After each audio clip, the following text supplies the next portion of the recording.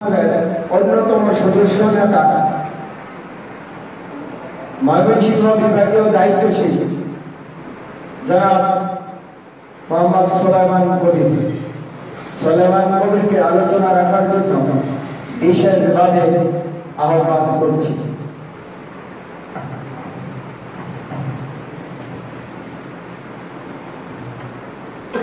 আসসালামু আলাইকুম ওয়া রাহমাতুল্লাহি ওয়া বারাকাতুহু। ওয়ালাইকুম আসসালাম ওয়া রাহমাতুল্লাহি ওয়া বারাকাতুহু। নাহমাদুহু ওয়া নুসাল্লি আলা রাসূলিল কারীম ওয়া আলিহি ওয়া সাহবিহি আজমাইন। আউযু বিল্লাহি মিনাশ শাইতানির রাজীম। বিসমিল্লাহির রাহমানির রাহিম। কুল্লু নাফসিন যায়িকাতুল মাউত। ইলাহি আমানতু বিল্লাহ সাদাকাল্লাহুল আযীম। ইসলামী সমাজের উদ্যোগে দক্ষিণখান থানাধীন আশুনা বাজার মসজিদ সংলগ্ন এডিকো 466 বিল্ডিং এর দ্বিতীয় তলায় ইসলামী সমাজের অফিসে আজকের এই গুরুত্বপূর্ণ আলোচনা সভায় ইতিমধ্যে আমাদের সামনে উপস্থিত হয়েছেন মানবতার কল্যাণকারী বন্ধু আপসীন আলেমে দ্বীন, আল্লাহর সার্বভৌমত্বের ভিত্তিতে দারুই আইন বিধানের প্রতিনিধিত্বকারী নেতা হযরত সৈয়দ হুমায়ুন কবির উপস্থিত আছেন। আশুনা ইসলামী সমাজের এই অফিসের সম্মানিত দায়িত্বশীল ঢাকা বিভাগীয় অঞ্চল 1-এর দায়িত্বশীল জনাব ইউসুফ আলী সাহেব উপস্থিত আছেন। ইসলামী সমাজের সদস্য, সমর্থক, শুভাকাঙ্ক্ষী ও দাওয়াতি মেহমানবৃন্দ, আলোচনা শুরুতেই মহান আল্লাহ রাব্বুল আলামিনের দরবারে শুকরিয়া আদায় করি যে আল্লাহ রাব্বুল আলামিন আমাদেরকে সকল প্রকার ব্যস্ততা থেকে মুক্ত করে সমাজ এবং রাষ্ট্রের এই প্রতিকূল অবস্থার মধ্যেও ইসলামী সমাজ কর্তৃক আয়োজিত আজকের এই ঈমান ও ইসলাম বিষয়ে গুরুত্বপূর্ণ আলোচনা সভায় উপস্থিত হওয়ার, কিছু কথা বলা এবং শোনার তৌফিক দান করেছেন। এই জন্য মহান আল্লাহ রাব্বুল আলামিনের দরবারে শুকরিয়া স্বরূপ বলি আলহামদুলিল্লাহ। দরুদ ও সালাম বিশ্ব মানবতার মুক্তির দূত মুহাম্মদ সাল্লাল্লাহু আলাইহি ওয়াসাল্লামের উপর সংক্ষিপ্ত দরুদ পড়ি সাল্লাল্লাহু আলাইহি ওয়াসাল্লাম। কল্যাণ শান্তি বর্ষিত হোক আল্লাহ রাসূল হযরত মুহাম্মদ সাল্লাল্লাহু আলাইহি ওয়াসাল্লামের সকল উম্মতের প্রতি, বলেন আমিন। সম্মানিত উপস্থিতি, আমরা মূলত এখানে একত্রিত হয়েছি ইসলামী সমাজের সম্মানিত আমির হযরত সৈয়দ হুমায়ুন কবির সাহেবের গুরুত্বপূর্ণ আলোচনা শোনার জন্য। আমরা সালাতুল মাগরিবের পরে আমাদের কাঙ্ক্ষিত আলোচক, মানবতার কল্যাণকারী বন্ধু, আল্লাহর সার্বভৌমত্বের ভিত্তিতে দারুই আইন বিধানের প্রতিনিধিত্বকারী নেতা হযরত সৈয়দ হুমায়ুন কবির আমির ইসলামী সমাজের আলোচনা আমরা মাগরিবের পরেই শুনব। আমরা এখন যে আলোচনাগুলো শুনছি, এই আলোচনা আমরা মনোযোগ দিয়ে শুনছি, আলোচনা করতে পারি। সম্মানিত উপস্থিতি, আলোচনা শুরুতেই আমি প্রত্যেক জীবকেই মৃত্যু বরণ। আমরা কোন ডাকটা শুনতে চাই? আমরা কি এই ডাকটা শুনতে চাই, হে পবিত্র আত্মা, আল্লাহর সন্তুষ্টির লক্ষ্যে ক্ষমার দিকে বের হয়ে আসো? অবশ্যই আমরা এই ডাকটা পেতে চাই। যদি আমরা এই ডাকটা পেতে চাই, তাহলে ডাক্তার বাক্যটা শুনেছেন, হে পবিত্র আত্মা। তাহলে আমাদেরকে পবিত্র করতে হবে। আমাদেরকে কি করতে হবে? পবিত্র করতে হবে। আমরা যদি আমাদেরকে পবিত্র করি, আমাদের জীবন পরিচালনা করি, এই জীবন চলার পথে যখন মালাকুল মউত আমাদের কাছে আসবেন আমাদের জীবন নেওয়ার জন্য, তখন তিনি এই ডাকটা দিবেন, হে পবিত্র আত্মা, আল্লাহর সন্তুষ্টির লক্ষ্যে, আল্লাহর ক্ষমার লক্ষ্যে বের হয়ে আসো। নাকি? তাহলে আমাদেরকে কি করতে হবে? এখন পবিত্রতা অর্জন করতে হবে। যদি আমরা দেখি আমাদের মধ্যে অপবিত্রতা আছে, তাহলে আমাদেরকে ওই আহ্বানের দিকে ওই আহ্বানের জন্য অপেক্ষা করতে হবে, হে অপবিত্র আত্মা আল্লাহর ক্রোধের দিকে বের হয়ে আসো নাকি। আর যদি আমরা দেখি যে আমরা অপবিত্রতার মধ্যে আছি, তাহলে আমাদেরকে সিদ্ধান্ত নিতে হবে আমরা অপবিত্র আর রাখবো না। অপবিত্রতাটাকে ত্যাগ করে পবিত্রতা গ্রহণ করব, অপবিত্রতা করে পবিত্রতা গ্রহণ করব। যদি কেউ ইসলাম গ্রহণ করে সে হলো পবিত্র, আর যদি কেউ ইসলাম ব্যতীত মানুষের রচিত যত প্রকার ব্যবস্থা আছে কোন একটা ব্যবস্থা গ্রহণ করে, ধর্মীয় হোক আর রাজনৈতিক হোক, সে ব্যক্তি হলো অপবিত্র। তাহলে ধর্মীয় অথবা রাজনৈতিক ভাবে যদি কেউ মানুষের রচিত কোন ব্যবস্থা গ্রহণ করে, তাহলে সে কি অপবিত্র। আর যদি ধর্মীয় রাজনৈতিক সহজীবনের সকল ক্ষেত্রে আল্লাহ প্রদত্ত ব্যবস্থা ইসলামকে জীবন ব্যবস্থা হিসেবে মেনে নেয়, তাহলে সে পবিত্র। তাহলে আমাদের দেখা দরকার যে আমরা পবিত্রতার মধ্যে আছি না অপবিত্রতার মধ্যে আছি। এখনই সংশোধন হওয়া দরকার। যদি আমরা পবিত্রতার মধ্যে থাকি, তাহলে এই পবিত্রতার উপরে প্রতিষ্ঠিত থাকার জন্য যা কাজ করার জন্য আল্লাহ আদেশ করেছেন সেই কাজগুলো আমাদেরকে করেই যেতে হবে। আর যদি অপবিত্র হই, অপবিত্র থাকি, তাহলে তৎক্ষণাৎ পবিত্রতা অর্জন করতে হবে। যদি পবিত্রতা অর্জন না করি, কারণ আমি নিজেও জানি না আমার সামনে কোন সময় মালাকুল মউত এসে যাবে, আমরা জানি, আমরা কেউ জানি না। এই জন্য জানার সঙ্গে সঙ্গেই যে আমি পবিত্র না অপবিত্র, যদি পবিত্র থাকি তাহলে পবিত্রতার উপরে আমাকে জীবন পরিচালনা করতে হবে, আর যদি অপবিত্র থাকি অপবিত্রতা পরিত্যাগ করে পবিত্রতা অর্জন করতে হবে, নাকি বলেন সম্মানিত উপস্থিতি। তাহলে পবিত্রতা অর্জন করতে হলে ইসলামের মৌলিক তিনটি বিষয় গ্রহণ করতে হবে, জাহিলিয়াতের মৌলিক তিনটা বিষয় বর্জন করতে হবে। এই বিষয়গুলো কি? জাহিলিয়াতের মৌলিক তিনটা বিষয় হচ্ছে, জাহিলিয়াতের এক নাম্বার মৌলিক বিষয় হচ্ছে আল্লাহর রুবুবিয়াতে শিরক। জাহিলিয়াতের এক নাম্বার মৌলিক বিষয় কি? আল্লাহর রুবুবিয়াতে শিরক। দুই নাম্বার মৌলিক বিষয় হচ্ছে আল্লাহর উলুহিয়াতে শিরক। তিন নাম্বার মৌলিক বিষয় হচ্ছে রাসূল সাল্লাল্লাহু আলাইহি ওয়াসাল্লামের ইতাআতে শিরক। এই তিনটা বিষয় হলো জাহিলিয়াতের মৌলিক বিষয়। এই তিনটা বিষয় যদি আমাদেরকে ত্যাগ করতে হবে, ত্যাগ করে ইসলামের মৌলিক তিনটা বিষয় আমাদেরকে গ্রহণ করতে হবে। ইসলামের মৌলিক তিনটা বিষয় কি? এক নাম্বার বিষয় হচ্ছে আল্লাহর রুবুবিয়াতে তাওহীদ, দুই নাম্বার বিষয় হচ্ছে আল্লাহর উলুহিয়াতে তাওহীদ, তিন নাম্বার বিষয় হচ্ছে রাসূল সাল্লাল্লাহু আলাইহি ওয়াসাল্লামের ইতাআতে তাওহীদ। এই তিনটা বিষয় যদি আমরা গ্রহণ করি, তাহলে আমরা পবিত্রতার মধ্যে আছি। আর যদি এই তিনটা বিষয়, জাহিলিয়াতের মৌলিক তিনটা বিষয় বর্জন করি, ইসলামের মৌলিক তিনটা বিষয় গ্রহণ করি, তাহলেই আমার আত্মা হলো পবিত্র, আমি একজন পবিত্র। আমার জন্য আজরাইল আলাইহিস সালাম আমাকে এই ডাকটা দিবে, হে পবিত্র আত্মা আল্লাহ সন্তুষ্টির লক্ষ্যে বের হয়ে আসো। সম্মানিত উপস্থিতি, তাহলে আল্লাহর রুবুবিয়াতে শিরক কি? আল্লাহর রুবুবিয়াতে শিরক হচ্ছে সমাজ এবং রাষ্ট্র পরিচালনায় সকল ক্ষমতার মালিক জনগণ, আইন বিধান দাতা সংসদ সদস্যরা, কর্তৃত্বের মালিক সরকার।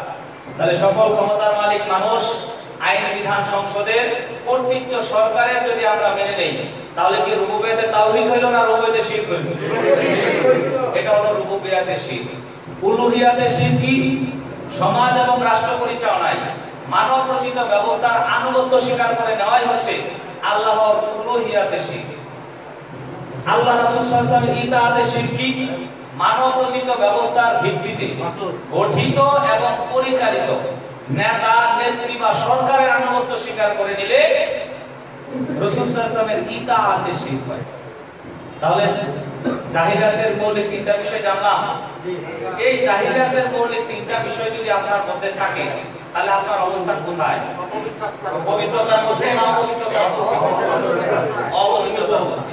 দুঃখজনক হলো সত্য, বাংলাদেশ সহ সারা বিশ্বে 235টা রাষ্ট্র, এই 235টা রাষ্ট্রের মধ্যে প্রায় 65টা রাষ্ট্র হচ্ছে মুসলিম সংখ্যাগরিষ্ঠ।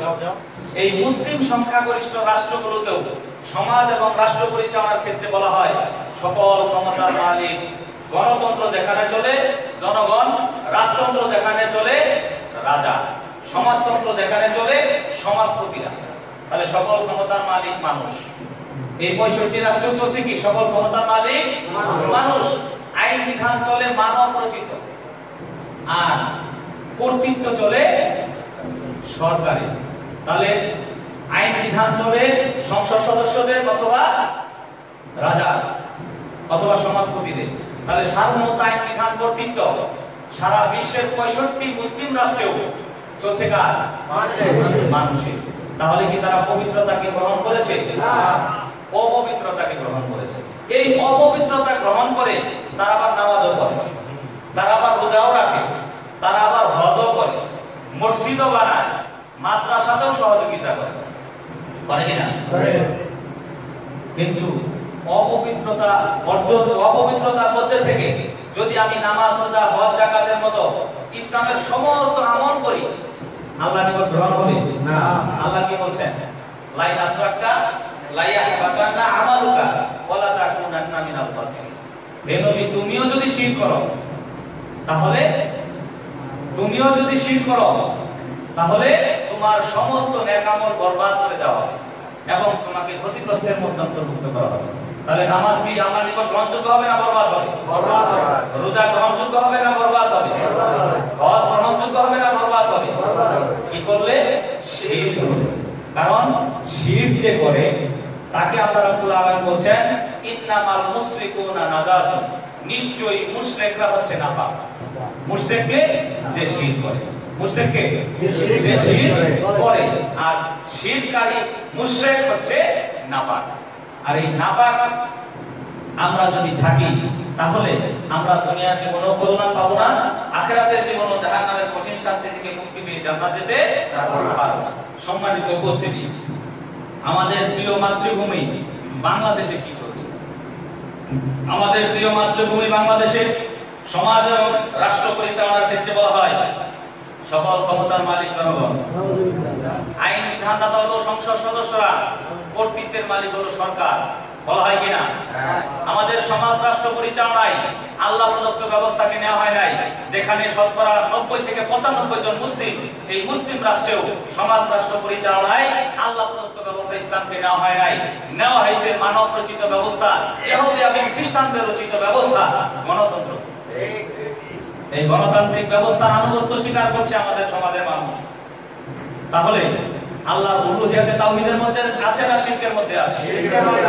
আমাদের সমাজ এবং রাষ্ট্র পরিচালনায় ইসলাম নিয়ে যারা পড়ালেখা করেছে, আলেম ওলামা আছেন, তাদেরকে শুধু ধর্মীয় কিছু আচার অনুষ্ঠানে নেতা বানা হয়, আর সার্বিক নেতৃত্ব মেনে নেওয়া হয় মানব রচিত ব্যবস্থার ভিত্তিতে যারা নেতৃত্ব দেয় তাদেরকে, এমপি মন্ত্রীদেরকে, প্রধানমন্ত্রীদেরকে, নাকি?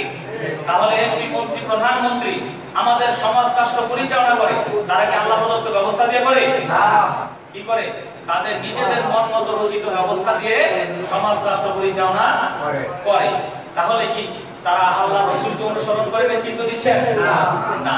রাসূলকে অনুসরণ করে নেতৃত্ব না দেওয়ার কারণে তারা আল্লাহর রাসূল সাল্লাল্লাহু আলাইহি ওয়াসাল্লামের ইতাআতে কিসের মধ্যে আছে? শিরকের মধ্যে আছে।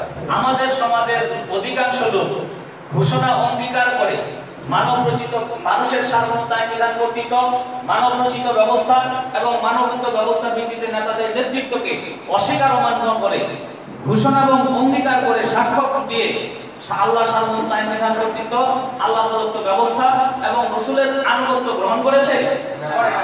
গ্রহণ অধিকাংশ লোক করে নাই। এই জন্য অধিকাংশ লোক আছে কোথায়? শিরকের মধ্যে।